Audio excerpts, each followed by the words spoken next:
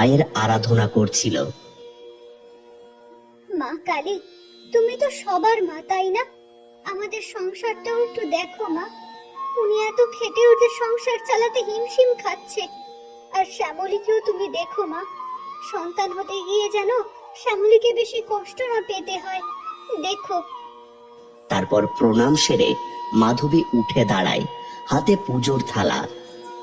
না, যাই গিয়ে শ্যামলীকে মায়ের নামে সিঁদুর টিপটা পরিয়ে দি। তারপর মাধবী গোয়ালে শ্যামলীর কাছে গেল তাকে মায়ের আশীর্বাদে সিঁদুর পরাবে বলে। মাধবী শ্যামলীর কপালে সিঁদুরের টিপ দিয়ে দিল। জয় মা। মাগো, আমার শ্যামলীকে তুমি সব বিপদ থেকে রক্ষা করো। তারপর মাধবী একটু এগিয়ে গিয়ে উঠোনের ওপর দাঁড়ালো। না, যাই, যেটুকু চাল আছে আপাতত সেটা দিয়ে ভাতটা বসিয়ে দিই। ভাতের মাড় দিয়ে একটু বিচুলি মেখে দিলে শ্যামলীও ভালোভাবে খেতে পারবে। তারপর শ্যামলী রান্নাঘরের দিকে চলে গেল। মাধবী তখন রান্নাঘরে রান্না করছিল। সেই সময় মাধবীদের উঠোনের কাছ থেকে একটা বুড়ি যাচ্ছিল। আজকে কি যে খাই, কোনো খাবারেরই তো সন্ধান পাচ্ছি না। এমন সময় বুড়িটার চোখ গিয়ে পড়ল উঠোনে বাঁধা শ্যামলীর দিকে। গরুটাকে দেখা মাত্রই তার চোখে মুখে লোভের ছাপ স্পষ্ট হয়ে উঠল।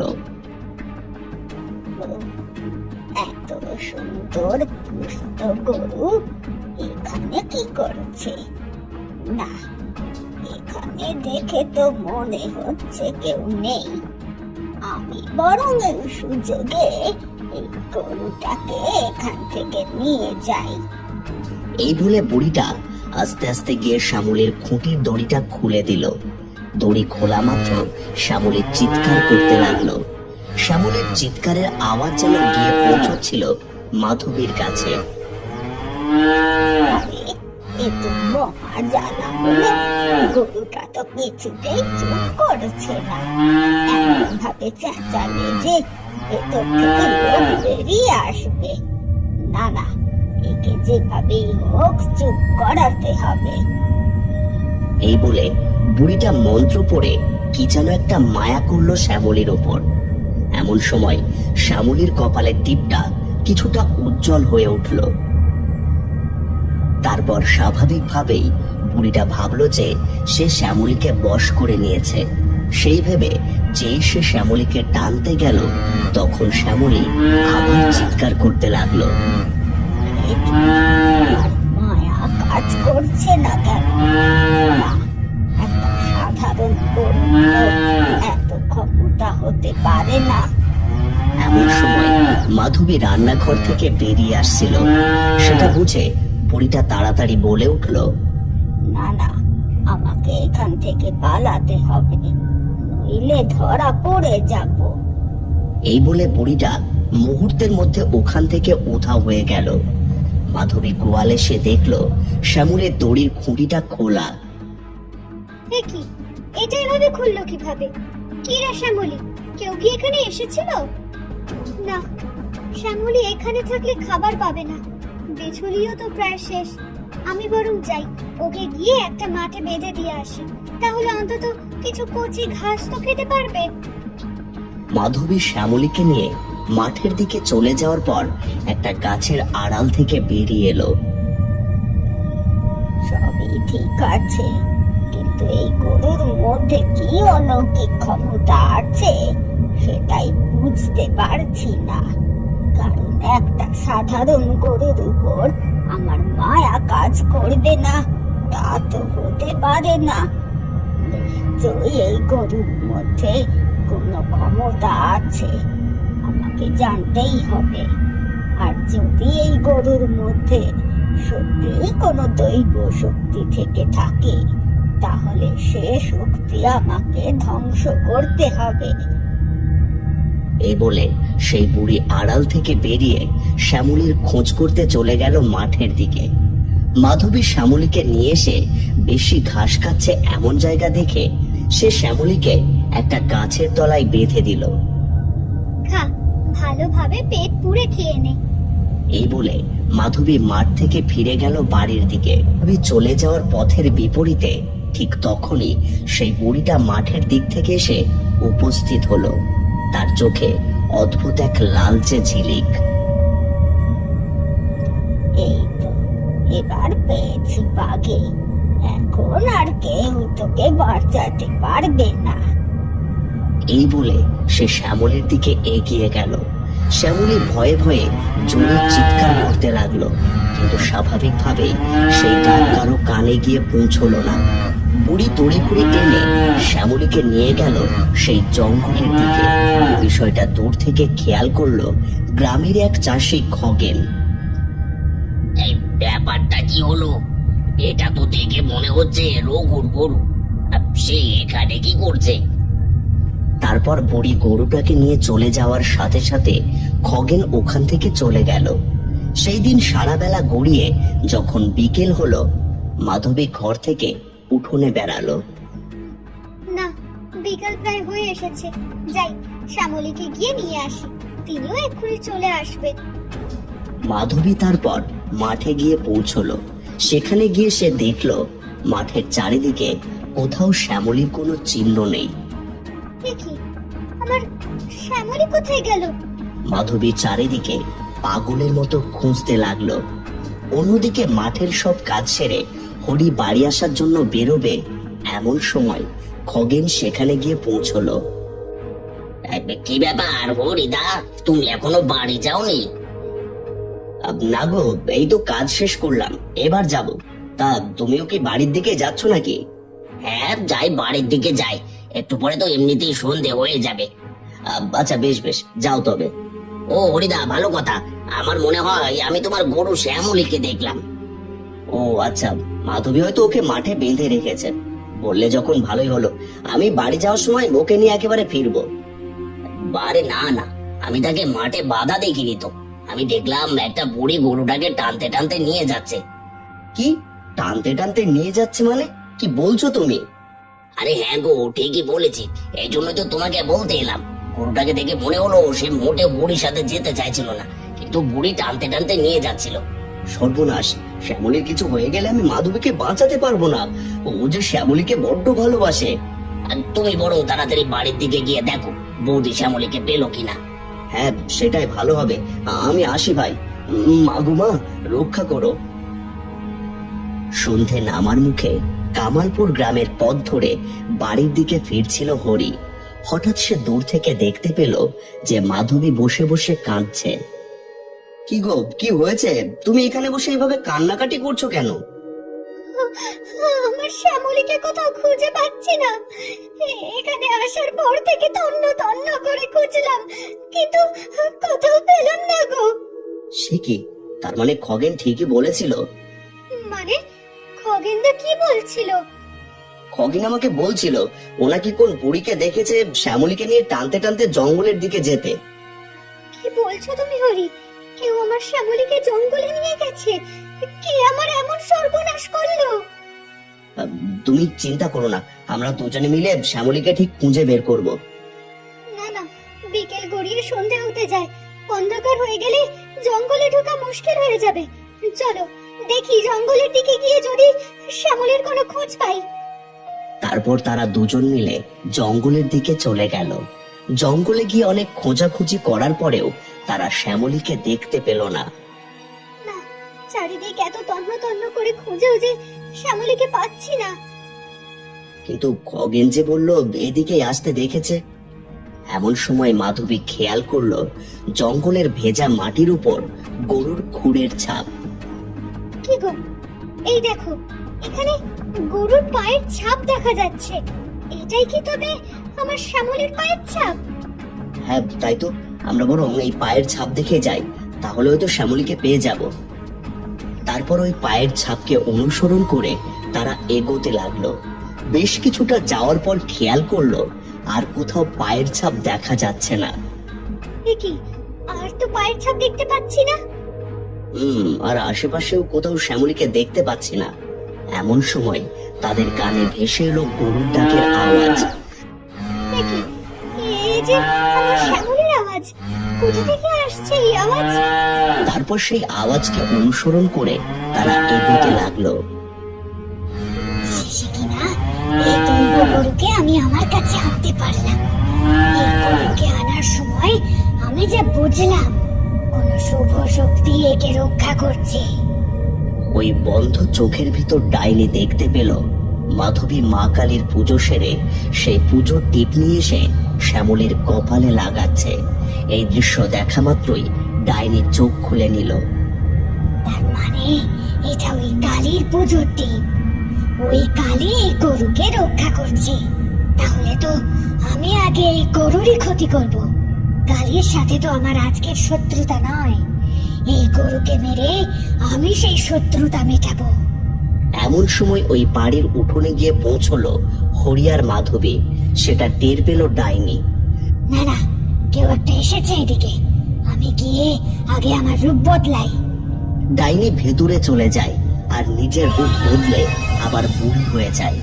উঠোনে শ্যামলীকে দেখে মাধবী কিছুটা স্বস্তি পায়। সে গিয়ে শ্যামলীকে জড়িয়ে ধরে। শ্যামলী, মা আমার, তুই কোথায় চলে গিয়েছিলি বলতো? তোকে যে কখন থেকে খুঁজে যাচ্ছি আমরা। শ্যামলী জোরে জোরে চেঁচাতে লাগে। এমন সময় বুড়ি রূপধারী ডাইনি ঘরের ভেতর থেকে বেরিয়ে আসে। এ কি, তোমরা কারা? আমার গরুকে ধরেছো কেন? কোনটা তোমার গরু শুনি?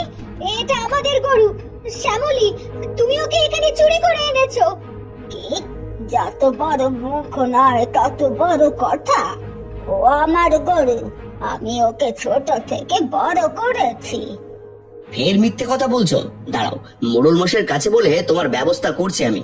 আমি তোমাদের গরুকে এখান থেকে নিয়ে যাবই, দেখি তুমি কিভাবে আটকাও। সে তোরা নিয়ে যা, কিন্তু এই বউটা মা কালীর ভক্ত। ওকে যে আমি ছাড়বো না। ওকে আর ওর পেটের সন্তানকে না মারা অবধি আমার আর শান্তি নেই। কিভাবে ডাইনি মন্ত্র পড়ে কি একটা ধুলো মতো ছুঁড়ে দেয় মাধবীর দিকে। কি কি করছোটা? কি কি সব ছুঁড়ে দিচ্ছ? তুমি আমাদের দিকে কি সব ছুড়ছো? এভাবে আমাদের আটকাতে পারবে ভেবেছো? না না, আটকানোর কোনো ইচ্ছা নেই। ঠিক আছে, মেনে নিলাম এটা তোদেরই গরু। যা, নিয়ে যা ওকে। যাকে ভালোই ভালোই স্বীকার করেছো, তাই ভালো লাগলো। তারপর হরি মাধবী শ্যামলীকে নিয়ে চলে গেল। বাড়িতে এসে তারা শ্যামলীকে গোয়ালে বেঁধে দিল। দাঁড়া শ্যামলী, তোকে আগে খেতে দি। তারপর শ্যামলীকে ঘাস খেতে দিল মাধবী। ঘাস খেতে দিয়ে তার মাথায় হাত বুলিয়ে ঘরে চলে গেল। ঘরে গিয়ে সবার আগে মা কালীর মূর্তির সামনে গিয়ে প্রণাম করলো সে। মাগো, তোমার অনেক করুণা যে তুমি আমার শ্যামলীকে আবার আমার কাছে ফিরিয়ে দিলে। তারপর তারা খাওয়া দাওয়া করতে চলে গেল। রাতের খাবার খেতে বসে প্রথম গ্রাস মুখে নিতে না নিতেই হঠাৎ করে মাধবী প্রচন্ড প্রসব যন্ত্রণা উঠল। আমার আমার পেটে যে খুব ব্যথা করছে। আমি আমি আর সহ্য করতে পারছি না গো। মাধবী, কি হলো তোমার? এ কি, এমন তো হওয়ার কথা না। এখনো যে 10 মাস হয়নি। জানি না, এত কষ্ট করে মায়ের কৃপায় এত বছর পর আমি মা হচ্ছি, তাও তাও এমন কেন হচ্ছে আমার সাথে? মাগো, আমার সন্তানকে তুমি রক্ষা করো। তুমি চিন্তা করো না মাধবী, আমি এক্ষুনি দাইমাকে ডেকে আনছি। হরি তারপর বাড়ি থেকে বেরিয়ে দাইমাকে ডাকতে গেল। অন্যদিকে মাধবীর এই কাতর আর্তনাদের আওয়াজ পেয়ে শ্যামলী বাইরে থেকে শুনতে পায় এবং জোরে জোরে চিৎকার শুরু করে। কিছুক্ষণ পর হরি দাইমাকে নিয়ে এলো। মাধবীকে দেখার পর দাইমা বলল, ও বাবা, এই যে কোনো সাধারণ প্রসব যন্ত্রণা নয়। মনে হচ্ছে কেউ ওর উপর অশুভ মায়া প্রয়োগ করেছে। সে কি? তাহলে এখন কি করণীয়? এই মায়া দূর না করতে পারলে ওর বাচ্চা কেউই যে বাঁচবে না। বাইরে থেকে শ্যামলী সমস্ত কথা শুনতে পেল। তারপর সে হঠাৎ করে চিৎকার থামিয়ে চোখ বন্ধ করলো। ঠিক সেই মুহূর্তে মাধবীর শরীর থেকে ধুলো মতন কি যেন একটা বেরিয়ে এলো, আর সেই ধুলোটা চলে গেল শ্যামলীর শরীরে। শ্যামলীর শরীরে সেই ধুলো প্রবেশ করা মাত্রই তার কপালে লাল সিঁদুরের টিপের দাগটাও যেন মিলিয়ে গেল, এবং সাথে সাথে প্রচন্ড প্রসব যন্ত্রণা শুরু হলো। কিন্তু মাধবীর প্রসব যন্ত্রণা ততক্ষণে অনেকটাই কমে গেছে। শ্যামলীর যন্ত্রণায় জোরে জোরে আর্তনাদ করছে। দাইমা মাধবীর প্রসব করাচ্ছিলেন। হরি বাইরে দাঁড়িয়েছিল। হঠাৎ একটা ছোট বাচ্চার কান্নার আওয়াজ ঘরের ভেতর থেকে শোনা গেল। সেই শুনে হরি ঘরের দিকে ছুটে গেল। এই যে হরি, তোর বউয়ের প্রার্থনার জোর আছে। তার প্রার্থনাতে আর মা কালীর আশীর্বাদে তোর একটা মেয়ে হয়েছে। মা মেয়ে দুজনেই সুস্থ আছে। জয় মা, মাগো তুমি রক্ষা করলে মা। থাক, তোরা দুজন এবার মেয়ের একটা নাম ভাব। নাম যে আগে থেকেই ভাবা আছে গো দাইমা। কি নাম শুনি? শ্যামা। আমি আমার মায়ের নামেই ওর নাম রেখেছি। বেশ বেশ, তোরা খুব ভালো থাক, সুখে থাক। আমি আর চলি, বুঝলি? অনেকটাই রাত হয়েছে। না না, তুমি একা যেও না, আমি তোমাকে এগিয়ে দিচ্ছি, চলো। হরি তারপর দাইমাকে নিয়ে বেড়ালো তাকে এগিয়ে দেওয়ার জন্য। যন্ত্রণা সহ্য করতে করতে শ্যামল একটা সুন্দর ছোট্ট বাছুরের জন্ম দেয়। বাছুরটা জন্মানোর সাথে সাথে শ্যামলী ধীরে ধীরে নেতিয়ে পড়ছিল। তার আর্তনাদ থেমে গিয়েছিল। ঘরের ভিতর মাধবী তার সদ্য জন্মানোর সন্তানকে নিয়ে শুয়ে আছে। আমি একটু আগে আওয়াজ পাচ্ছিলাম, শ্যামলী খুব জোরে জোরে চেঁচাচ্ছিল। এখন হঠাৎ এরকম চুপ করে গেল কেন? এই ভেবে মাধবী অনেক কষ্ট করে খাট থেকে উঠল। যতই কষ্ট হোক, আজকে রাতে শ্যামলীকে একবার চোখের দেখা না দেখলে আমার মন যে শান্ত হবে না। এই বলে আস্তে আস্তে গেল গোয়ালের দিকে। সেখানে গিয়ে সে দেখলো শ্যামলীর পাশে একটা ছোট্ট বাছুর বসে আছে, আর শ্যামলী নিস্তেজ অবস্থায় পড়ে রয়েছে। শ্যামলী মা, ওঠ, কি হয়েছে তোর? শ্যামলীকে স্পর্শ করা মাত্রই মাধবীর বুঝতে বাকি রইল না শ্যামলী আর নেই। দাইমাকে ছেড়ে তখন হরি ওই ঘরে ঢুকছিল। মাধবীর কান্নাকাটির আওয়াজ এসে গোয়ালের দিকে দেখলো শ্যামলী ওই অবস্থায় পড়ে আছে। এ কি শ্যামলী, কি হলো? শ্যামলী আর আমাদের মধ্যে নেই গো। এই দেখো না, আমার মতন ও আজকে মা হয়েছে, কিন্তু ওর বাচ্চা যে আর ওকে পেল না গো। হরি অনেক কষ্টে মাধবীকে সামলে শান্ত করে বলল, তুমি আর এভাবে কেঁদো না গো। শ্যামলীর সন্তানকে আমরা খুব যত্নে বড় করব, দেখো ওর কোনো ক্ষতিও হতে দেব না। ভোর হয়ে আসছে, ঘরে যাবে, চলো, কালকে শ্যামলীকে ভাগাড়ে নিয়ে যেতে হবে। মাধবী কাঁদতে কাঁদতে হরির সাথে ঘরে গিয়ে ঢুকলো। ঘরে ঢোকা মাত্র মা কালীর মূর্তির সঙ্গে গিয়ে কাঁদতে লাগলো। এতদিন তো খালি তোমারই পুজো করে গেছি, তাও তুমি সব সময় এমন কেন করো আমার সাথে? আমার এক সন্তানকে আমার কাছে ফিরিয়ে নিয়ে আর এক সন্তানকে কেড়ে নিলে। এত নিষ্ঠুর কেন তুমি? মাধবী, এভাবে বলো না, তুমি শান্ত হও। এতদিন তো শান্তই ছিলাম, শান্তভাবে খালি ডেকেই গেছি মাকে, তবুও তো মা আমাকে এমন শাস্তি দিল। আমি কাল থেকে আর তোমার পুজো করব না। আমি তোমাকে বিশ্বাস করি না। তুমি শুধুই একটা মূর্তি, কাউকে বাঁচাতে পারো না তুমি।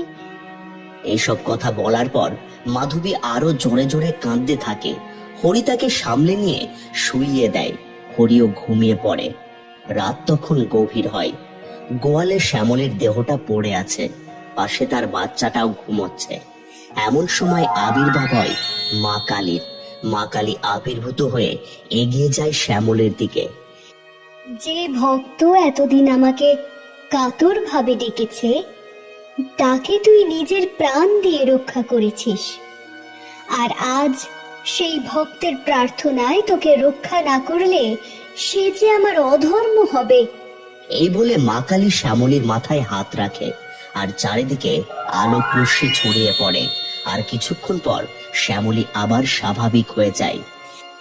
তোর করা পুণ্যের জন্য আমি আজ তোকে আশীর্বাদ করলাম। তুই সুস্থ সবল ভাবে 25 বছর এদের সাথে থাকতে পারবি, কিন্তু তারপর তোকে আমার কাছে আসতে হবে। এই 25 বছরের মাঝে কেউ চাইলেও তোর কোনো ক্ষতি করতে পারবে না। এই বলে হাত তুলে আশীর্বাদ করে মা কালী মিলিয়ে গেলেন। পরের দিন সকাল হলো, মাধবী কাঁদো কাঁদো মুখে উঠোনে বেরিয়ে এলো। আমি যাই, বরং শ্যামলের দেহটা ভাগাড়ে পুঁতে আসি। এই বলে তারা দুজন গোয়ালের দিকে গেল। গোয়ালে গিয়ে শ্যামলীকে আবারও আগের মতো সুস্থ অবস্থায় দেখে দুজনে চমকে গেল। কি আমার শ্যামলী যে আবার আগের মতো সুস্থ হয়ে গেছে গো। হ্যাঁ, তাই তো দেখছি। তুমি কালকে রাতে অযথায় মা কালীকে এত কথা শোনালে। মা যে সত্যি আমাদের শ্যামলীকে রক্ষা করেছে। না মা গো, আমাকে ক্ষমা করো মা। জয় মা কালী, জয় মা কালী। এভাবেই আমাদের পাশে থেকো মা, এভাবেই পাশে থেকো। তারপর মাধবী ছুটে গিয়ে শ্যামলীকে জড়িয়ে ধরলো।